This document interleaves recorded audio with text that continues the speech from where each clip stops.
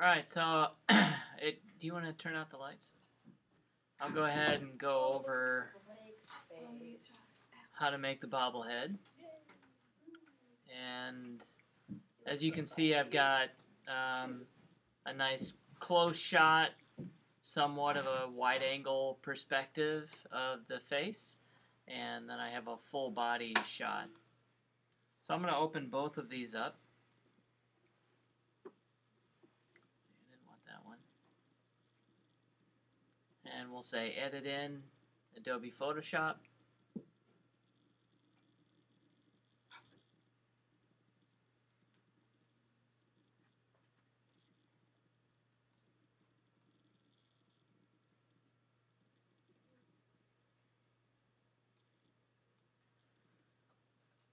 So one of the first things that I want to do as I'm working on this, since I'm just going to be using one half of his face to put it together properly, I pretty much need the face to be straight up and down. So what I'm going to do is come over to where the eyedropper tool is, click and hold, and one of the tools that's in there is called the ruler tool. So I'm going to click on that, and I'm going to click and drag a line down the middle of his face. Adjust it until I have it, as perfectly down the middle of his face as I can get it. And once I'm satisfied with that, then I'm going to go up to Image. I'm going to go to Image Rotation and Arbitrary. And the ruler is automatically going to fill in this angle for making this straight up and down. So I click OK, and it rotates it so now it's nice and even, nice and centered. Okay, so the next thing that I want to do is I want to cut his head out from his shoulders and the background and everything.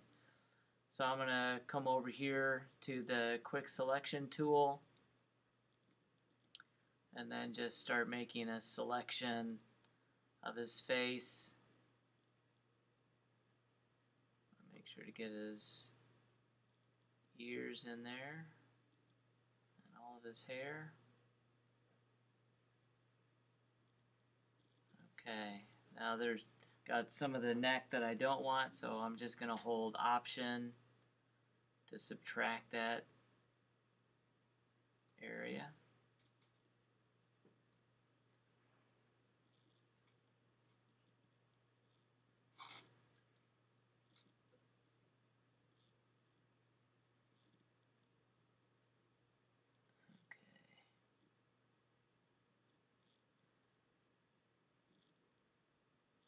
Some of this I can refine in just a minute, particularly around the hair. We'll want to refine that a little bit better. So I'm going to go up to Refine Edge, and I'll just take my tool with a little bit of a larger brush, and I'm just going to go along the edge of the hair.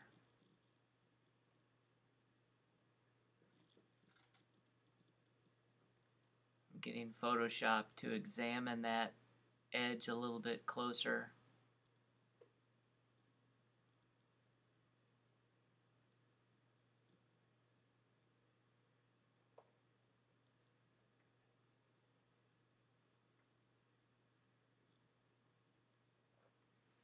Okay, so that looks like it has a pretty good selection.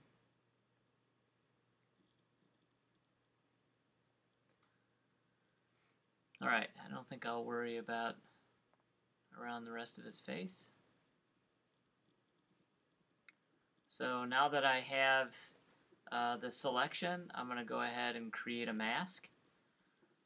Take a look at how it looks, and if I need to refine some things, for example, like along the edge of his face, I can take a brush tool.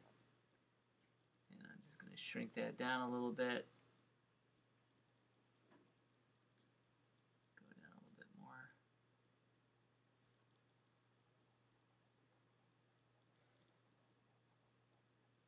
At this point, before I spend too much time working on his face, I should probably decide which half of his face I want, because I'll just be using half of his face and then mirroring it to the other side. So let me go full size again. I'm going to go ahead and commit the mask. So if I right click on there, I'm going to say apply layer mask. And so what that did is the mask is gone, and it used the selection from the mask to cut out the background. So now I think I'll use this left side of his face that is more highlighted. I'm going to take the marquee tool, rectangle marquee tool, just click and drag until I have it around pretty much right on the half of his face. And I can scooch that over however I think I need to get it right where it should be. And I'm going to do a Command C to copy and a Command V to paste. And that puts that half of his face on a new layer. So I'm going to go ahead and just turn off that layer. And so we have this half of his face. And before I make another copy of this layer and flip his face, I'm going to do some distorting, some fun things like that. So I'll start with making a selection of his eye along with his eyebrow. Do a Command C to copy, Command V to paste. So that's on a new layer now. And I'm just going to hold Shift while I grab this corner and just make his eye a little bit bigger. I might go ahead and distort it just a little bit. Be careful when you do that, because we want the eyeball to remain round. We don't want it to end up being oval. So I'm going to hit return to resolve that change. And I'm going to go ahead and make a mask so I can kind of blend this edge.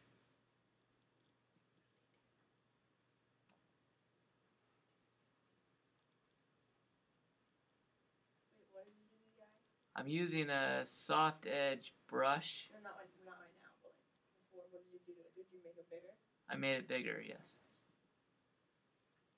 Okay, so I'm just softening that edge. Okay, so that's pretty good. Once I have that done, I don't really need to apply the mask, because what I'm going to do is I'm going to click on this here and I'm going to say merge down. And so that takes care of the mask and everything for me. So that just blends that layer down. When I zoom in, if it looks like some other blending needs to happen, I can do that now using, I would use the healing brush tool. So let's make that a little bit bigger. I don't really see particularly any blending that really needs to happen there. It looks pretty good.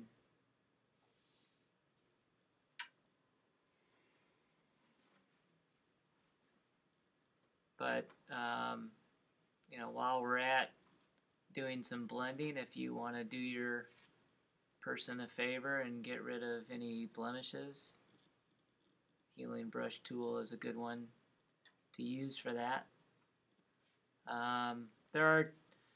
If you click and hold on here, you'll see there are some different ones. There's the spot healing brush tool, which automatically decides where it should sample from to heal the spot, or you can use the healing brush tool where you have to select, and that's what I prefer. You hold Option to click where you want to sample from, and so just, you know, find a nice clean spot to sample from. And I like to do that because, first of all, I don't particularly trust anything that's automatic.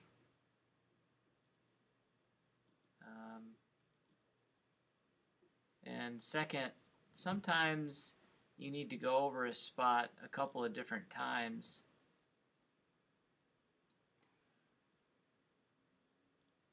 to blend it properly.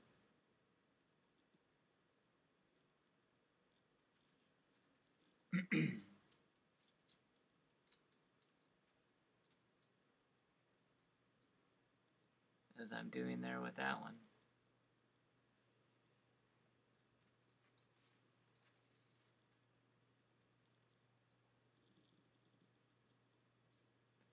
Because you want to be careful that you don't get any repetition in patterns that'll really give away that you were doing some healing brush stuff. So by sampling from different places, moving around where you're sampling from, you can get a more natural look. I'm going to do a couple of things that you don't necessarily need to do. I'm going to do some dodging in the eye just to brighten it up a little bit.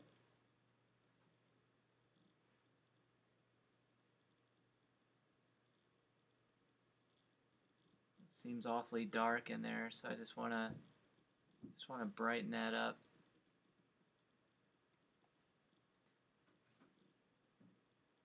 And brighten up the white in his eye a little bit.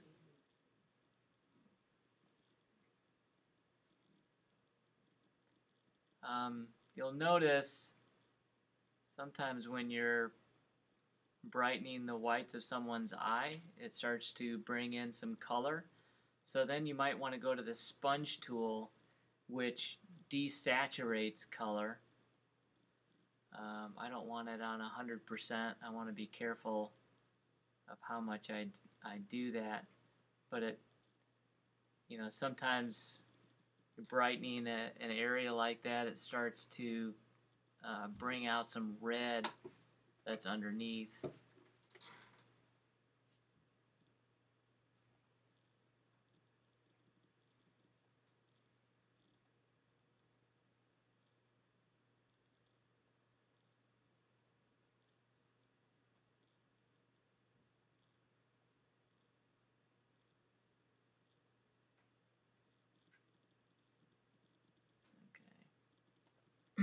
Alright, I think that's good enough. Alright, so the next thing that I'm going to do, it's probably the part that's the most fun on this, is I'm going to go to Filter and to Liquify. And in Liquify, for the most part, I'll just use this main tool up here, which is the forward warp tool, and I can just use it to go along the edges of certain areas where I might want to kind of exaggerate things, push things out. But remember, when you're doing this, you're pushing pixels around, and if you're not careful, you kind of just end up with this blurry looking thing, or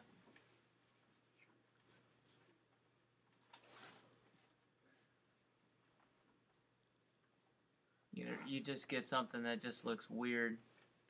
I mean, this is going to look weird enough as it is without having some things look too bizarre. So I'm trying to arch his eyebrow up a little bit. Now again, as you're working around the eye, you want to be careful that you're not going to warp the eye too much, which actually I'm kind of doing here. So another tool that you can use is the bloat tool. So you can go kind of right in the middle of an area. I don't like what that did. It just kind of gets weird to me. So typically I'm not a real big fan of using the bloat tool.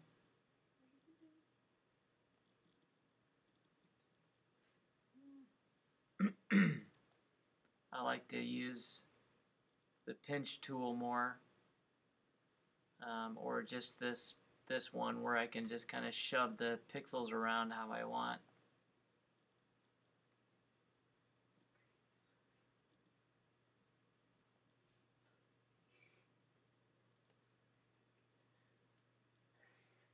So I'm going to bring up his smile a little bit.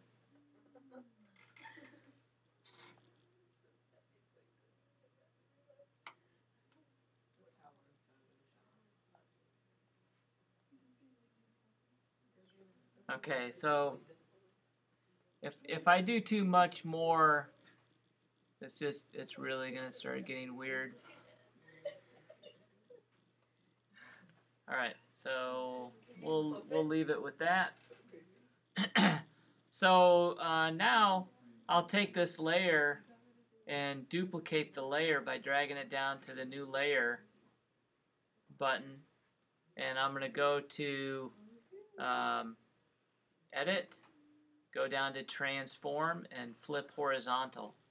So now I have these two sides of his face that I can bring together, and I can use the arrow tools to kind of nudge it into place. And once I have that right where I want, you know, then we're golden. So I might nudge that in just a hair more. But you can see how there's this line kind of going down through the middle of his face. So what we'll do for that is I'm going to just zoom in here a little bit. I'm going to go back to the healing brush tool. But before I can do any healing on this, this layer needs to be merged down. So this is now as one layer. So now I can go in with the healing brush tool and just go over that line, being careful where I'm sampling from. And I also want to take a look at any other kinds of things that are duplicated on both sides of his face that maybe make it a little too obvious that it's his face, you know, one half of his face being mirrored.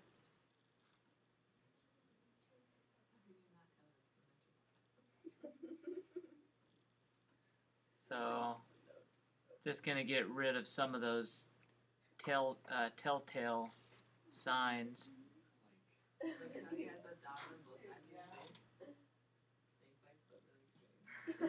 What, like here? See, I can get rid of one, and now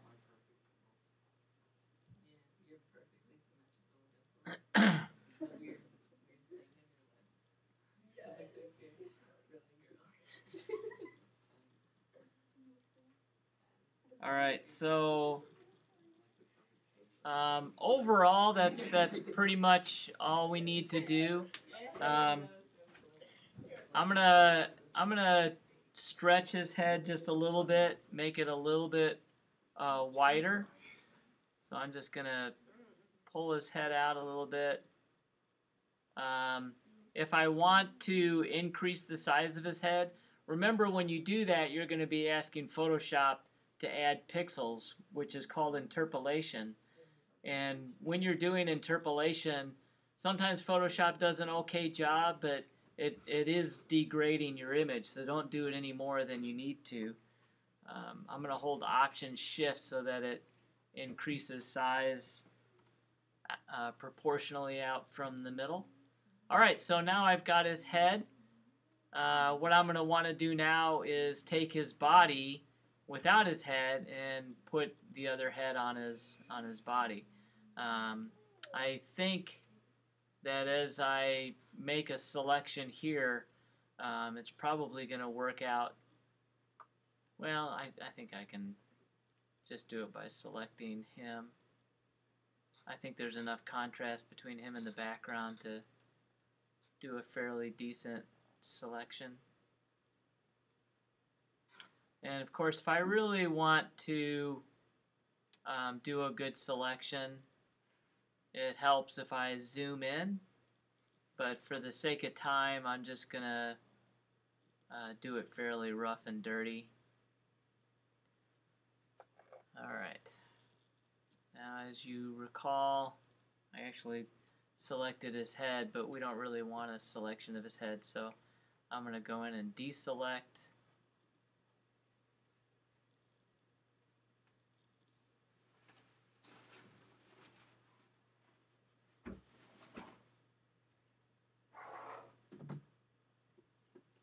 But we want his neck.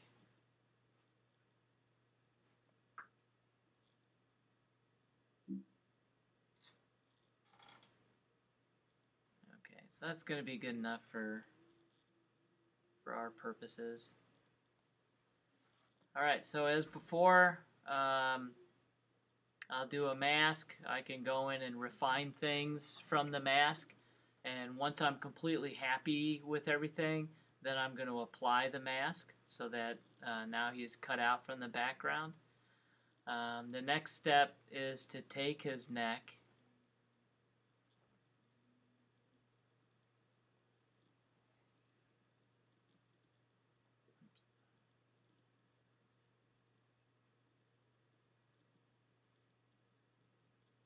about like that, and do a Command C to copy, Command V to paste, so it puts it on a new layer. And then I can stretch it up, and I could go into liquefy and and push that around a little bit if I need to.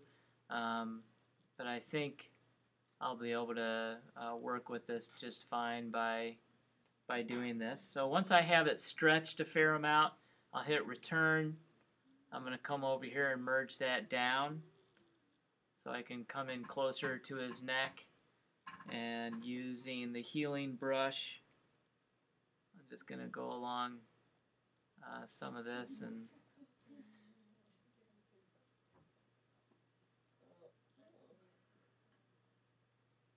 just kind of do some healing along here.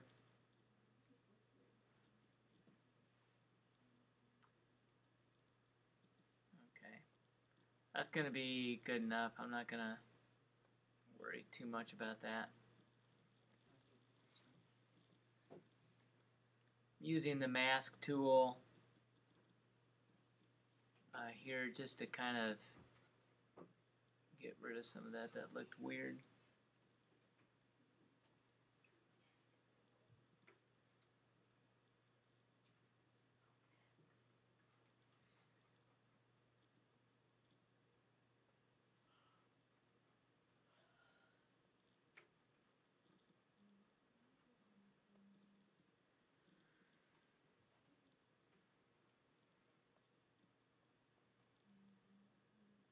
Let's see, let's go ahead and apply the mask.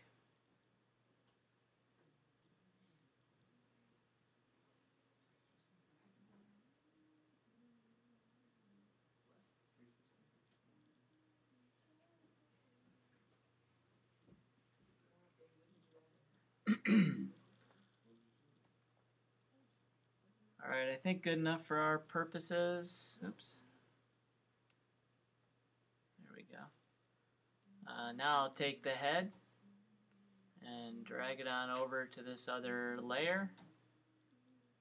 And I guess I didn't need to size the head up, because at this point I need to size it down.